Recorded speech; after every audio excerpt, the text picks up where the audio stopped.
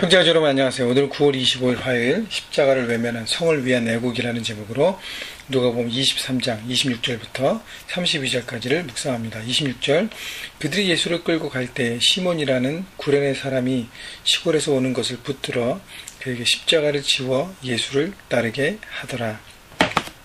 예수님께서 사역의 십자가형의 연도를 받고 그리고 가진 고문을 당하신 다음에 그 다음에 십자가를 형틀을 끌고 그리고 골고다로 가셔야만 했습니다. 그런데 예수님께서 체력이 모든 고난과 박해와 어떤 그것 때문에 바닥이 나셨기 때문에 더 이상 십자가를 지시고 가실 수 없어서 당시 로마 병사가 현장에 있던 한 사람을 대신 십자가를 지게 했습니다.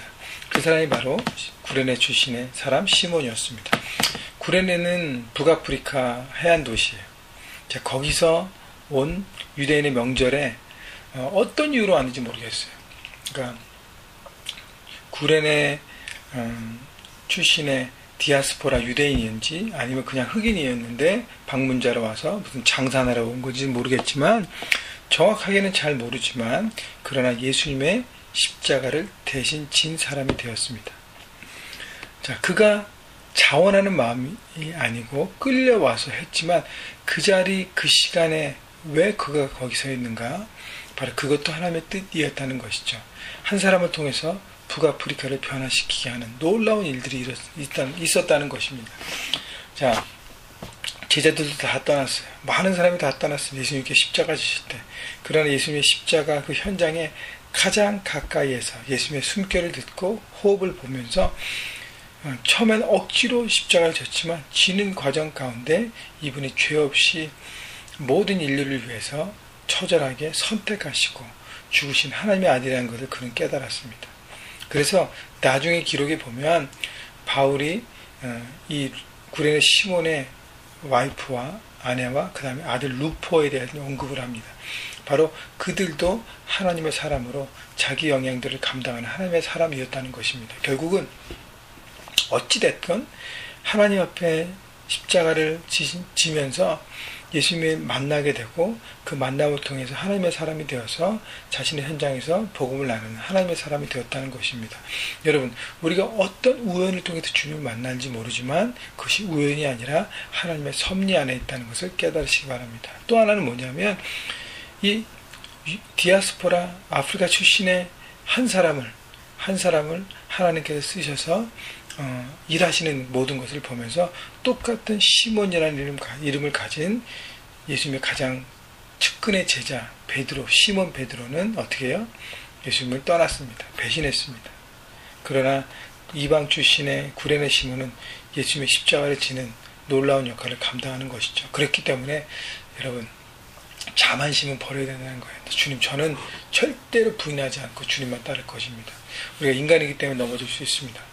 늘 겸손한 마음으로 하나님 앞에 순종할 때, 그래서 매일매일 하나님과 동행하면서 이 말씀 묵상을 통해서 주님의 뜻을 바라보고 매일매일 동행하는 부분들이 얼마나 중요한지 모르겠습니다. 여러분, 그래서 말씀 묵상을 하시고 매일매일 주님의 뜻을 붙잡고 주님 앞에 의리를 지키고 주님의 뜻 가운데 서는 여러분 모두가 되시기를 바랍니다. 27절 또 백성과 및 그를 위하여 가슴을 치며 슬피 우는 여자의 큰 무리가 따라오는지라. 자, 예수님의 십자가 현장에 가장 가까이 있었던 사람은 이방 출신의 시몬이었고 또 하나는 누구예요? 그 뒤를 바짝 따라오는 여인들의 무리였습니다. 제자들, 남자들 다 도망갔어요. 여인들만이 십자가를 바라보고 따라가고 예수님을 쫓았다는 것입니다. 그래서 여성들의 어떤 신앙과 믿음이 너무너무 귀한 거예요. 여러분, 여인들, 자매님들이요, 계속적으로 여러분 믿음과 신앙을 키우시고 하나님 향한 놀라운 선택들을 하시기를 바랍니다. 그런데 28절 예수께서 돌이켜 그들을 향하여 이르시되 예루살렘의 딸들아 나를 위하여 울지 말고 너희와 너희 자녀들을 위하여 울라.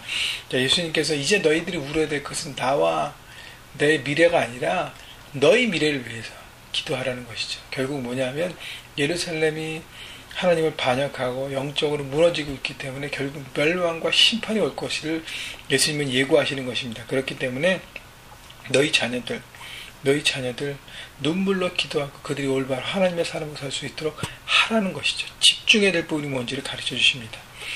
여러분, 우리가 정말 눈물로 기도할 사람은 누굽니까? 바로 하나님을 모르고 주님을 모르고 자기의 뜻과 생각대로 살고 있는 많은 사람들, 그들에게 멸망의 길로 가고 있음을 간접적으로 알려주면서 빛으로 올 수 있도록 우리가 기도하고 눈물로 뿌리고 기도하고 그리고 손을 내밀어야 할 것입니다. 29절 보라 날이 이르면 사람이 말하기를 잉태하지 못하는 이와 해산하지 못한 배와 먹이지 못한 젖이 복이 있다 하리라.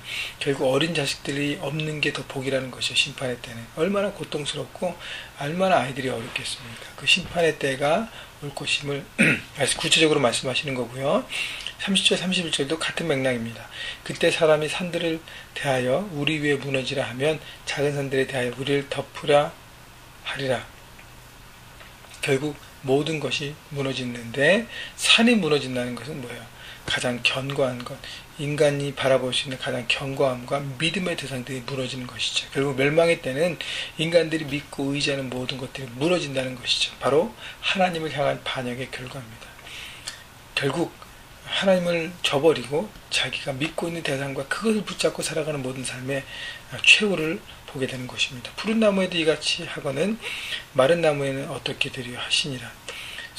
푸른 나무도 무너지는데 불타 없어지는데 마른 나무는 그냥 쉽게 너무 한다는 것입니다. 32절 또 다른 해학자도 사형을 받게 되어 예수와 함께 끌려가니라. 자, 예수님이 두 강도와 함께 십자가에 매달리셨다는 것은 결국 죄인의 몸으로 십자가를 지셨다는 것입니다. 그분은 죄가 없으십니다. 그러나 죄를 뒤집어 쓰셨습니다. 누굴 위해서요? 우리를 포함한, 나를 포함한 우리 모두를 위해서 십자가를 지셔서 결국 우리의 모든 죄악을 담당하셨습니다. 유월절의 어린 양이 되셨어요. 여러분, 그렇기 때문에 우리가 감사하고 기뻐하고 그리고 주님 앞에 찬양해야 될 것입니다. 십자가 때문에 내가 살았습니다. 소망을 바라보고 믿음으로 고백하는 것입니다. 여러분, 우리가 과연 눈물을 흘려야 될 사람이 누군지를 생각하시고 또 십자가를 주심을 통해서 나를 회복케 하신 하나님을 감사하고 또 제자 베드로처럼 배신의 자리로 가는 것이 아니라 주님 앞에 마지막에 함께했던 구레네 사람 시몬을 보면서 늘 겸손히 매일매일 하나님께서 원하시는 자리와 그 시간과 그 모든 것을 선택하며 동행할 때 하나님 앞에 귀한 인생을 살 것이라는 것을 바라보고 여러분 삶의 현장에서 여러분 매일매일 성령께서 이끌어 주시는 놀라운 삶의 현장들을 바라보시고 감사하시고 기대하시고 그것을 통해서 하나님 나라를 이뤄가신 여러분 모두가 되시기를 주님의 이름으로 축원합니다.